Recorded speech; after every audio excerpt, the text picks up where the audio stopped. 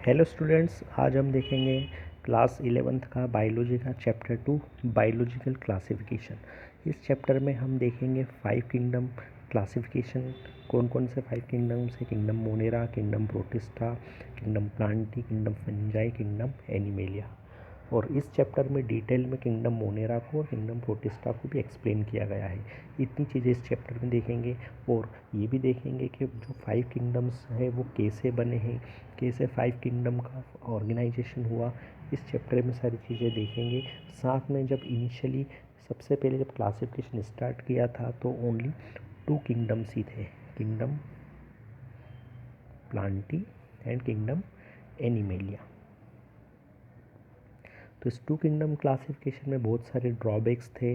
इतने ड्रॉबैक्स में समझ में नहीं आता कि माइक्रो ऑर्गेनिज्म जो थे उनकी प्लेस फिक्स नहीं थी कि उनको कहाँ पर रखा जाए।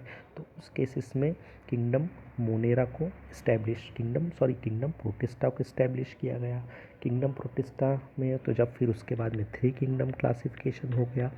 3 किंगडम क्लासिफिकेशन जब हुआ तो उसके बाद में कुछ और कमी आई कि prokaryotic and eukaryotic micro organism को अलग करना ज़रूरी है, वो एक साथ है। तब फिर बाद में later on 4 kingdom classification develop हुआ गया। किंगडम मोनेरा को यहाँ पर डेवलप किया गया।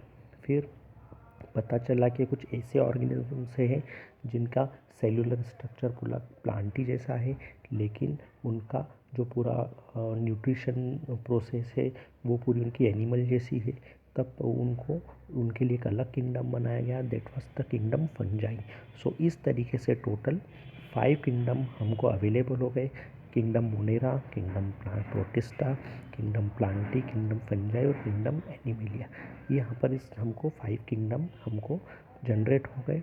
और इन सब किंगडम्स के बारे में हम आगे चैप्टर्स में पढ़ेंगे, लेकिन किंगडम मोनेरा और प्रोटिस्टा को इस चैप्टर में हम डिटेल में पढ़ेंगे। Thank you.